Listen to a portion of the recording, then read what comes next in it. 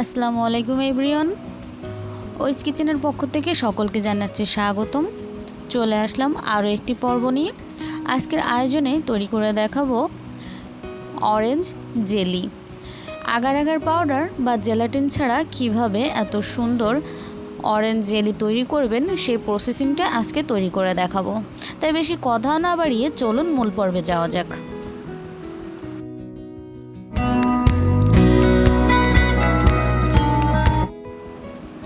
এখানে আমি বড় সাইজের একটি মালটা নিয়েছি। আমি এটা থেকে রস বের করে নিচ্ছি বা জুস তৈরি করে নিচ্ছি। এবার একটি ছাঁকনি দিয়ে আমি জুসটাকে ভালো করে ছেঁকে নিচ্ছি, যাতে এর ভিতরে যে আঁশ বা কোনো রকম দানা না থাকে। এজন্য এটাকে ভালো করে ছেঁকে নিচ্ছি।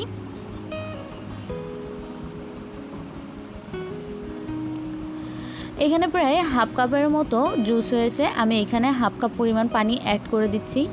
এবার দিয়ে দিচ্ছি 1/4 কাপ পরিমাণ কর্নফ্লাওয়ার। এবার এটাকে পানির সাথে ভালো করে গুলিয়ে এক সাইডে এটাকে রেখে দেব।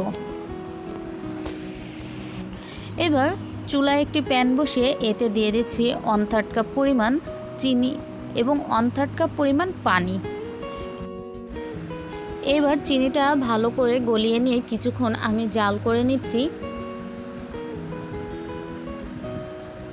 খুব বেশি জাল করার দরকার নেই বা ঘন করার প্রয়োজন নেই। এবার এর ভিতরে দিচ্ছি 1 চা চামচের 3 ভাগের 1 ভাগ ফুড কালার। এখানে অরেঞ্জ ফুড কালারটা ব্যবহার করছি। যেহেতু মালটা বা কমলা লেবুতে এত সুন্দর কালার আসবে না, কালারটা যেন সুন্দর আসে এজন্য আমি এখানে ফুড কালারটা ব্যবহার করছি। এবার যে লিকুইড মিশ্রণটা আমি পাশে রেখে দিয়েছিলাম সেটা এর সাথে অ্যাড করে দিচ্ছি। কিছুক্ষণ নাড়াচাড়া করার পরে এটা অনেকটাই ঘন হয়ে যাবে। এই যে এরকম ঘন হয়ে গেছে। আমি আরও কিছুক্ষণ জাল দিয়ে এটাকে ঘন করে নেব। অনেকটাই পাতলা আছে। এবার একটি সার্ভিং ডিশে আমি তেল ব্রাশ করে এটা সাইড করে রেখে দেব।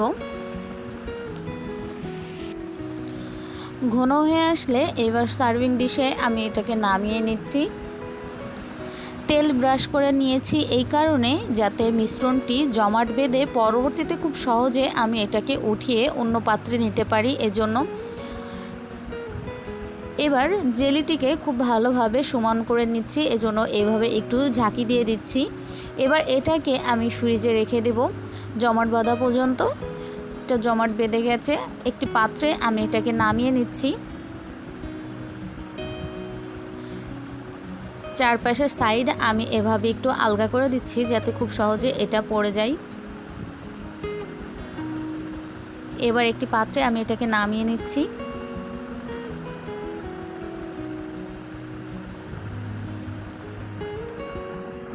নামানো হয়ে গেলে চারের সাইডে আমি এটাকে সুন্দর করে কেটে নিচ্ছি, যাতে আমি এগুলো সুন্দর করে শেপভাবে কেটে নিতে পারি।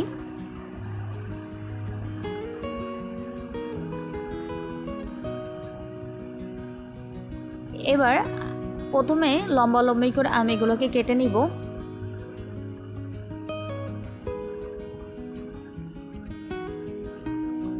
তারপরে সাইড করে কেটে নিচ্ছি। এক কথায় এগুলোকে স্কোয়ার সাইজ করে আমি কেটে নিচ্ছি। কাটা হয়ে গেলে আমি একটি উঠিয়ে আপনাদেরকে দেখিয়ে দিচ্ছি কতটা সুন্দর হয়েছে দেখুন। এবার একটি পাত্রে নিয়ে নিচ্ছি 1/4 কাপ পরিমাণ সুগার পাউডার আর দিয়ে দেব 2 চা চামচ পরিমাণ কর্নফ্লাওয়ার। এবার শুকনো উপকরণগুলোকে আমি ভালো করে মিশিয়ে নিচ্ছি। এবার এর ভিতরে আমি এক এক করে যে অরেঞ্জ জেলিগুলো রেখেছিলাম সেগুলো দিয়ে দিচ্ছি।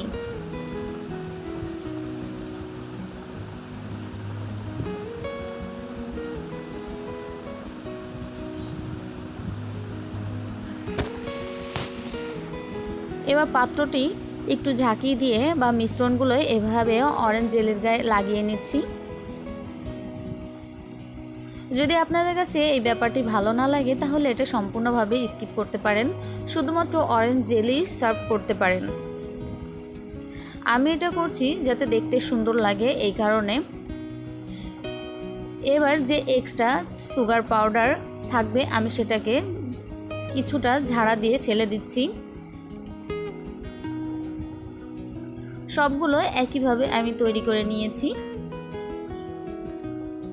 আজকের এই রেসিপি যদি আপনাদের ভালো লাগে থাকে তাহলে অবশ্যই আমার চ্যানেলটি সাবস্ক্রাইব করে পাশে থাকা বেল আইকনে ক্লিক করে নোটিফিকেশন অন করে রাখবেন, যাতে পরবর্তী কোনো ভিডিও দেওয়ার পরে আপনি সেটা প্রথমেই দেখতে পারেন। খুব সহজেই অরেঞ্জ জেলিটা আপনারা বাসায় তৈরি করে ফেলতে পারবেন। আজ এই পর্যন্তই। সবাই সুস্থ থাকবেন, ভালো থাকবেন। আল্লাহ হাফেজ।